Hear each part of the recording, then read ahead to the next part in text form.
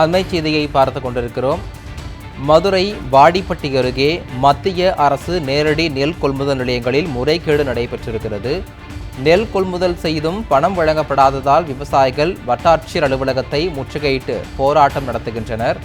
வட்டாட்சியர் அலுவலகத்தில் இருந்து விவசாயியை வெளியேற்ற முயற்சித்த எம்எல்ஏவுடன் வந்த தாவேக நிர்வாகியால் பரபரப்பு ஏற்பட்டுள்ளது. மேலும் மதுரை மாவட்டத்தில் 1300க்கும் மேற்பட்ட விவசாயிகளிடம் இருந்து நெல் கொள்முதல் செய்யப்பட்ட நிலையில் விவசாயிகளுக்கு பணம் செலுத்தப்படவில்லை.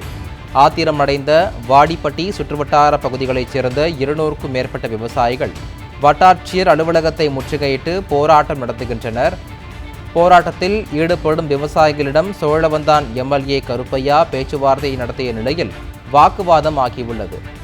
அரசு வாகனங்களை வட்டாட்சியர் அலுவலகத்திற்குள் இருந்து வெளியேற விடாமல் தடுத்து சிறை பிடிப்பு போராட்டத்தில் ஈடுபட்டு வருகின்றனர். மேலும் போராட்டம் தீவிரமடைந்ததை தொடர்ந்து எம்எல்ஏ கருப்பையாவுடன் வந்த தாவேக நிர்வாகி ஒருவர் விவசாயியை வெளியேற்ற முயற்சித்தார். இந்நிலையில் அப்போது கோபமடைந்த விவசாயி, நீ யார் என்னை வெளியேற்றுவதற்கு? நான் விளைவித்த நெல்லுக்கு பணம் கிடைக்காமல் வேதனையில் இருக்கிறேன் என வாக்குவாதம் செய்திருக்கிறார். அண்மை செய்தியாக பார்த்து கொண்டிருக்கிறோம்.